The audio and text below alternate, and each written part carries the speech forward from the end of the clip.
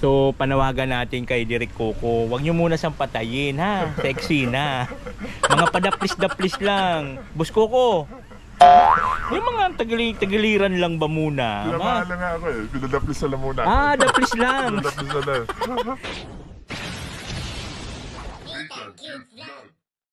So ayan po yun, magandang araw po sa inyong lahat. Mula nagbabalik ang ilang ko, Disney Tangkit Vlog, ang taong walang panlasa.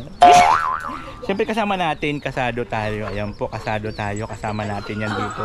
Ang pinakagwapong kalingap. Ayan. Diyan naman.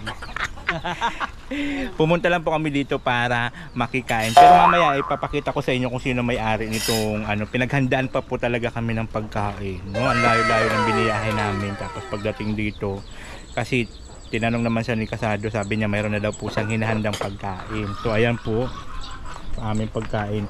For today's video, tignan natin yung pagkain. Ay, kanin. Wow! May sinabaw. Ng tilapia. Sinabaw na tilapia. May inihaw pa. Wow! May inihaw pa talaga na tilapia. Marikoy, may inihaw pa. Tapos siyempre mayroon pang prito. Okoy. Okoy. Tapos paksiw. Yay! Bangus. Kuday, ang daming pagka. Ang dami ng ulam! Ang daming ulam! Ang daming ulam! Ang dami ng ulam mo. May sira na naman ang diet ko, Itetsuan. Masira yung diet ko. Wala ka na naman panlasa niyan. Ay, Diyos ko dahil mga akla. May sira na naman ang diet ko nito. Yung pa naman yung New Year resolution ko, magda-diet na ako. Ano pa hanap natin yung tricycle? Kasi nakaparada daw yung tricycle. Eh gamit pala nung anak yung tricycle. Hindi namin matagpuan. Nagkaligaw-ligaw kami kasi ang palatanda namin yung tricycle. Paano yung tricycle? Wala. Gamit pala nung anak niya. Diba? So maya-maya lang ipapakita ko sa inyo kung sino yung pinuntahan namin dito po sa... Ano ba to? Carmona? Binyan. Binyan na to. Binyan. Binyan to. Binyan Laguna po pala ito. Ayan. So kaya po kami dito naligaw. Ano pa pabili mo? Andun sa loob. Ayan. So finally, nakita na natin sa personal. Yung siyempre nung mga kabataan natin, nung maliliit pa tayo. Siyempre alam niyo naman 25 years old lang po ako. Sa po yung mga gumaganap lagi ng mga ganyan-ganyan, mga kapri-kaprihan, yung ganon. Totoo nga. Kapre-kaprihan. Kapre talaga. Kapri talaga? Tingnan nyo! Naliitan niya. Oh my God! Naliitan niya pa bro. Tingnan mo ang height niya! May sumpa eh. Grabe! Tumayo ka nga ng matuwid, Sado. Oh. Alam mo, hindi pa nakatayo yan si Edwin Casado. Mag-bless mo na yung mga anak ko. Bless mo na mag-bless. Ay, ito yung mga anak nila. Ang mga anak nyo po. Okay. Hindi magkaedad lang tayo. Akala. Bless lahat. 25 pa lang ako. Diyos ko, bata pa ako. Ito anak din ni Kuya. Anak ko po. Anak po. Ayan, Apat. bunso niya. Doon, ito kaya. Ay, antaray. May mga... Walang nagmana sa iyo, kuya, sa sa height? Ito. Nalo sa kanya. Akin nagbana. Uy, gusto kay ate. Oh. Pero ang galing na ito, nakakapag-drive na ng tricycle. Ilan taon na ba to? Sila marunong mag-drive. Lahat na. Ikaw na Ang lang. galing, marunong Yung naman na mag-drive. mag-drive dito. Ang galing. Gusto ko i-bike, marunong ako Kaya mga talaga. tayo. So ayan po yung inihanda sa amin ni Kuya Raol. Pasensya nyo lahat. Ito lang yung natin na dito. Mamaya na yung mga bata. Ayan, yung pinaganda po sa amin ni Kuya Raol na pagkain talaga. Ayan, meron pa tayo sabaw dito. Ayan o. Talaga nag-effort pa po talaga si Kuya Raul maghanda ng pagkain. Ayan, lumaway muna kami sa Litman de la Paz. Maraming salamat po sa pagkain. Ayan. Isda lang po tayo para ano. Sabaw. So, ayan. So to be continue po mamaya, kakain po muna kami. Siyempre, alam niyo naman yung lingkod walang panlasa. So lalasa. Ay, hindi pala ibablog ko pala sa inyo kung anong lasa nitong luto ni Kuya. Ayan o. Alam niyo naman wala akong panlasa mula nung nagka-COVID ako. Wala na akong lasa. Wala pa yung mangko. Siyempre kasama natin si Kasado tayo. Ayan. Siyempre ang kanyang wipi. Meron na. Siyempre asawa po ni Kuya. Meron yung mga batang meron. Kakain na tayo. Ano kaya lasa nito pagkain? Tayo. Baka ng kutsara, magtinidor ba? Ayan. So mamaya na lang ha, makikita niyo yung subo ko. Mamaya na lang. Mangkok pa. Ayan. So ayan na nga mga akla. Tapos kami kumain at syempre patunaw-tunaw na rin. At ito na po yung karugtong ng vlog natin dito kay Kuya Raul. Ayan po si Kuya Raul. Ay po, ayan. Magandang hapon na po sa inyo kasi hapon na. Ang laki. Subusis pa lang. Ang laki na talaga. Tignan mo Kuya Raul yung kamay mo. Ganunin mo nga. Tignan nyo naman. Ang kamay ko sa kamay niya. Kamay pa lang Diyos yan. ko dahi, kalahati pa lang. So ibig sabihin, pag kamay, Kamay lang yan. alam na des. Ay, Diyos ko mga akla. So ito, Kuya Raul, siyempre pagkakataon na rin na nandito kami. So Ay, siyempre no. maraming salamat ayan kay Kasado tayo. Apo. Dahil So, sa nakasama tayo sa paghatid ng kanyang tsinelas. So kumusta naman Kuya yung buhay-buhay? ito, nandito lang tayo ngayon sa Tambayan after ng matapos yung kontrata ko sa MCARS sa Malabon. Willing naman akong ipa-extend ng boss ko, ng boss ng MCARS. So sabi ko, uwi muna ako sa bahay. Tututukan ko muna yung sa bahay dito kasi yung anak ko pumapasok ng madaling araw, wala na naghahatid sundo. So, Okay. dalawa yung anak ko na pumapasok ng halos madaling araw, yung isa din. So kaya sabi ko, ano muna ako, freelance agent muna ako ng in-cars. Ayun. Sabi ko baka sakali din makatisod ako ng surveyor ba para kahit paano. So, yun, tadya lang. At the same time, wala pang tipping, wala pang call sa Batang Quiapo.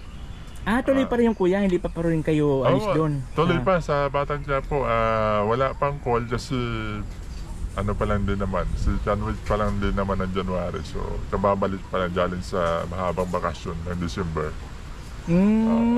Kuya, ano ba yung sa mga Batang Quiapo? Naku-curious kasi ako dyan eh. Ano ba yun?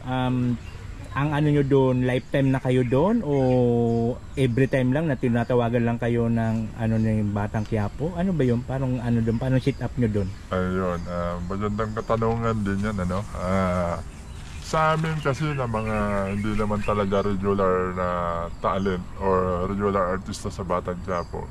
Kami po ay part lang kami ng grupo na kumbaga, siyempre, hindi naman mabubuhay yung palabas kung walang mga kontrabida. So, okay. doon kami naka-grupo sa kontrabida. Okay. So ano yun? So bali tinatawagan na lang kayo pag kailangan yung mga roles nyo, parang ganon.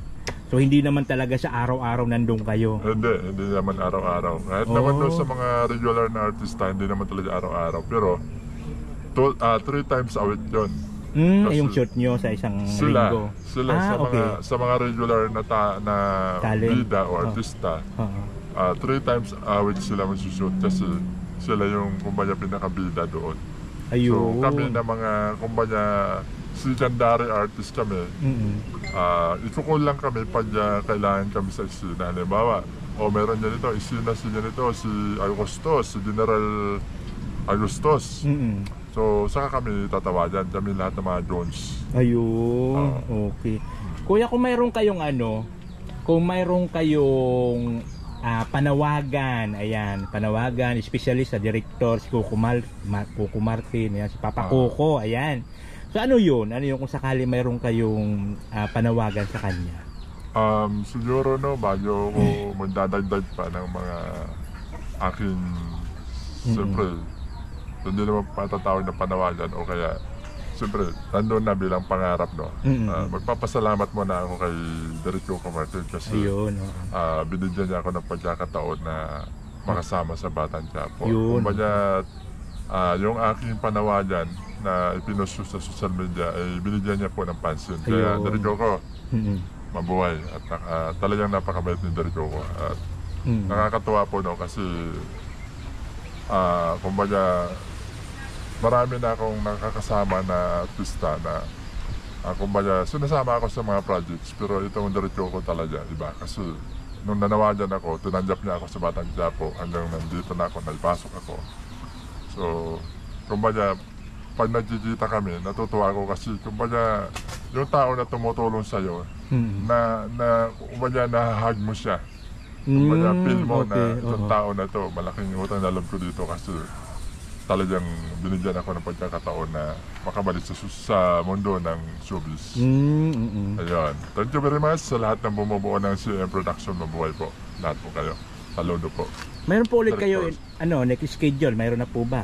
Wala pa po, wala pa. So, Waiting na lang nag-aantay po. po ng tawad. Siyempre, kung mayroon man ako idadagdag at sana, wish ko na sana tumagal pa ang Batang Quiapo. At Yun. sana tumagal pa kami na mga hindi naman talaga regular, di ba? Sana mabigyan kami ng pagkakataon na makapagpundar sa amin mga kanya-kanyang pangarap, di ba? Alam ko naman na lahat naman namang gusto pumasok sa ganong sa showbiz ay gusto makapagpundar. At regarding do sa pagpundar-pundar kuya, sa ano ba dito ba yung sa bahay nyo dito? Ano po ito? Ano itong tinitirahan nyo dito? Ay, ito pong bahay na titira namin dito ay inuupahan lang po namin. Okay. So, Maliit. hindi po talaga nyo talaga pag-aari. Hindi, wala pa po tayong pag-aari. Okay. Kumbaga, as in, bago ako pumasok sa Batang Quiapo, as in 0-0 po talaga tayo. Nag-uupa Kumbaga, lang. walang-wala po talaga. At ito, kahit papano, naitatawid ko naman yung aking upa. Magkano naman po yung ano sa isang buwan na upa Yung nyo isang kuya? buwan ko naman po ay 2,000. Pero siyempre, yung mga gastusin ko, pagkain namin, siyempre, bayad ilaw, tubig, at mga needs pa namin sa araw-araw, malaki din. Siguro, kung sa 15 isang buwan, kung gano'n lang dito tayo, kukulangin din. Kasi lalo na yung anak ko nag-aaral. Okay. So yung Medyo- ano mo kuya, yung sa pang-araw-araw na income, saan po kayo kumukuha niyan? Tulad yan ngayon na wala pa kayo doon sa Batang Quiapo. Sa ngayon, sa pang-araw-araw, paano po yun? Paano nyo na itatawid? Saan kayo kumukuha ng pang-araw-araw na gastusin? Ayun, nag-ano po ako, nagtitinda ako ng smoke garlic longganisa. Ayun. Iniisip ko Ayan. yun. Chat nga doon kay Idol Casado doon sa Santa Maria, nakarating niya ako. Kasi nag-deliver ako ng longganisa doon. At sinasabayan ko na rin ng pagbablog. Ayun. Pagyamat medyo mahina yung ating engagement. Pero tuloy-tuloy lang. At least, kumbaga, laban lang. Yun. Ang Yan ang importante, hindi ka tumitigil. Yun. Diba? Na maabot ng yung pangarap. Pangarap. Kasi yung pangarap naman na yan, hindi naman para sa akin. Kasi kung ako lang naman, sabi ko, siyempre nagkakaedad na rin ako. Pero siyempre dahil may anak tayo, doon natin ibinibigay yung pangarap na yon. Ilan po yung mga anak mo kuya? Dalawa lang naman. Dalawa. Isang babae, isang lalaki. So anong mga grades na lang mga? May college na po kayo? Wala pa. Nasa grade pa lang. Grade 9, grade 6. Doon pa lang. Matagal-tagal pa nga pupunuin kuya. Matagal pa. Medyo 14 years old pa lang yung panganay ko. Tapos yung bunso ko, 12 years old. Yun. Matagal-tagal pa po yung yung ating bumunuin, kumbaga. Oo. So sana So panawagan natin kay Direk Coco, wag niyo muna siyang patayin ha. Sexy na. Mga padaplis-daplis lang. Boss Coco. Yung mga tagiliran lang ba muna? Pinamahala nga ako pinadaplis na lang muna. Daplis lang. Pinadaplis na lang. So ibig sabihin may pagkakataon pa talaga makabalik kasi daplis lang. Kumbaga buhay pa ang loob kasi sabi ko, uy, daplis lang to, babalik pa to. Mahirap nun pag napuruhan tinamahan ka na. nun sa poll, tapos tinumba ka doon sa eksena, sigurado nyari na yun. Okay. So ayan, mayroon pa palang pagkakataon na makatuloy-tuloy kasi daplis lang. Daplis lang. Nakakatakot pala pag sa pelikula pag tinatapos na yung role mo, titigukuhin ka na talaga. Ayan, gusto ko. Matindi ang pangailangan itong bata ko. May pinapaaral pa. Ayan, laban lang po talaga. Siyempre, salamat din rin Idol Rico ko. Kasi siyempre, di dahil sa kanya, hindi rin naman kami mabibigyan ng pagkakataon na makabalik tayo sa mundo ng showbiz. Saka yung mga ano kuya, di ba? Kasi kumbaga hindi naman siya makikita ni Papa Coco kung hindi dahil sa mga vloggers na mga nag-vlog sa iyo para makarating sa kanya yung panawagan nyo. Yeah, siyempre nagpapasalamat tayo sa mga vloggers na nag-upload ng videos. Kaya kumalat yung ano mo yung content nila para makilala ako at kumalat pa yung video sa buong vloggers. Siyempre sa social media, iba talaga ang social media ngayon. Kaya malaking tulong social media sa lahat ng mga vloggers na nag-content na nag-share sa akin. Maraming salamat sa inyo. Ayan. Saludo. So ayan po no. So nakuha na po natin ang hinanap. Pero isa lang talagang pinaka-point doon. Huwag nyo muna sampatayin sa Batang Quiapo ha. Huwag muna. Suko, daplis lang muna ba?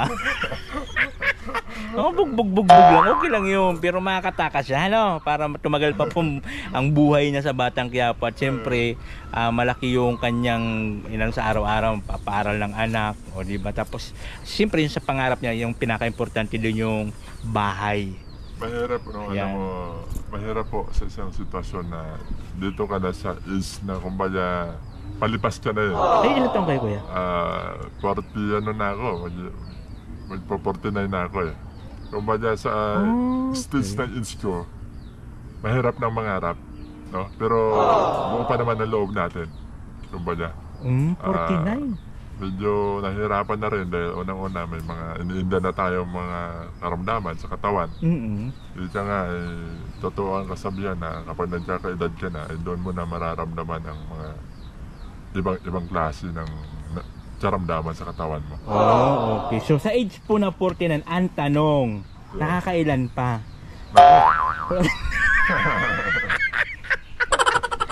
Yan ang pinakamagandang tanong. Ito kasi, ano na to magsi-60 na, nakakailan ka pa, boss? 4. Bago makaisa. Ay, 4 na sakay. So ayan po siyempre akwila-kwila lang po ito kasi pangit naman pagka tayo na masyadong seryoso tayo kasi yun ang pinakamaganda, especially yung yung mga kabayan natin, mga viewers ko kasi gusto nila mga kwila-kwila lang, di ba? So ito may tayo papasukat dito kay kung gaano. Meron kasi ako. Kaya nga magaling ako mag-estimate nito. Tingnan niyo. Naman kung gaano ka ba yung kasi ang babasihan kasi daw yung simula dito, itong dito daw kasi yun daw kasi yung basihan ng mga nota ng mga Diyos ko day, imagine ko na siya ganun ka. Ay, salat lang po. Thank you so much po, Kuya Raul, Maraming salamat sa pagpa-unlock, na pagpunta dito. At siyempre, naganda pa po talaga siya ng pagkain. Diyos ko, dahil kanina mayroon siyang inihaw na tilapia, sinigang, at marami pa. Makikita nyo po yun sa vlog po rin ni Kuya Raul sa kanya. Saan mo i-upload yung kuya? Sa page mo? Raulo na Dilio. Yan. Ito yung aking page. Ayan po yun, sa mga hindi pa po nakapag-follow. Ayan, pakisupportan po. Ayan, Raulo na Delio. Ayan. Follow nyo po siya. Thank you. So ayan po, maraming salamat po sa mga hindi pa po nakapag-follow, follow nyo na po siya dahil ayon po sa punsi susuwertehin kayo ngayon 2012. Sige, follow nyo na po siya. Siyempre sa mga hindi pa po nakapag-follow sa akin, ayan, sa akin po YouTube, Nitang Cute Vlog, po sa akin Facebook page, Nitang Cute Vlog din. Siyempre kasama natin si Boss Casado. Kasado tayo, vlog. Ayan, wala ka bang panawagan? Panawagan ko sa Team Beehive, huwag nyo iwanan si Nitang Cute Vlog. Ipilayan ko kayo pag iniwan nyo yan. Ayan po, siyempre maraming salamat sa Team Beehive, sa mga nagtitiwala sa atin dahil sa dami ng mga pinagdaanan natin at hindi nila ako binitawan. And of course, happy life. Thank you so much po sa inyo lahat. And of course, dito kay Kuya Raul sa pagpa-unlock na ma-interview natin siya. And I thank you. Bye-bye. Saba, halika at tumawa ka. Nitang Cute Vlog ang magpapasaya. Handa rin tumulong sa mga kapwa. Pagtulong sa nangangailangan, di magsasawa. Nitang Cute Vlog ang hanapin.